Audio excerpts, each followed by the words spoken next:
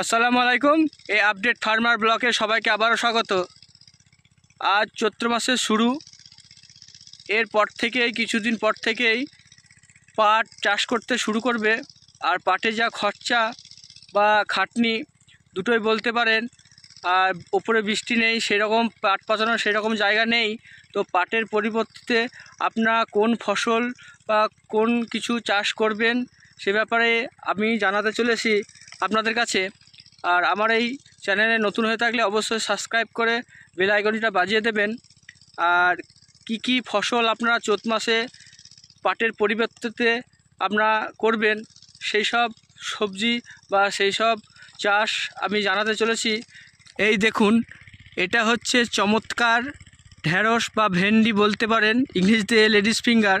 তো আমরা এই সময় পাটের পরবর্তীতে আমরা ভেন্ডি বা ঢ্যাঁড়স যাই বলি না কেন, এই দেখুন এমন বীজ হবে আমরা লাগানোর শেষের দিকে প্রায়। আর আপনাদের দেখাচ্ছি, এই দেখুন এটা খুব সুন্দর, এটা পেকে গেলেও সবুজ হয়ে থাকবে। আর এটা 100 গ্রামের দাম প্রায় 400 টাকা।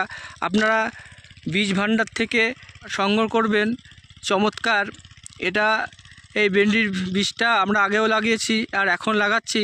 তো দেখবেন যখন হবে তখন আমি দেখাবো আবার ভিডিও করে। আর এখন আমরা লাগাচ্ছি, এই দেখুন বীজগুলো যখন লাগাবেন তখন 1 থেকে 1.5 ফুট অন্তর অন্তর বীজগুলো ভালো করে মাটির নিচে পুঁতে দেবেন এবং লাইন সোজা করে লাগাবেন। লাগালে আপনারা বীজ দিতে বা সেচ দিতে বা সার দিতে সব কিছুতেই সুবিধা হবে। আর আমরা এই দেখুন লাইন করে খুব সুন্দর করে লাগাচ্ছি, আপনারাও লাগাবেন। আর লাগিয়ে দিয়ে জল ভরে দিয়েছি লাইন করে করে, এমন করে লাইন করে আপনারা লাগিয়ে সেচ দিয়ে দেবেন। 4 থেকে 5 দিন পর ভেন্ডি গাছ আপনি বেরিয়ে যাবে। আর যখন বেরোবে আপনারা এখন কিভাবে পরিচর্যা করব তখন আমি জানিয়ে দেবো ভিডিও করে। আমি এতক্ষণ যেগুলো বললাম সেই সব আপনারা শুনে বা দেখে আপনারা চাষ করতে পারেন।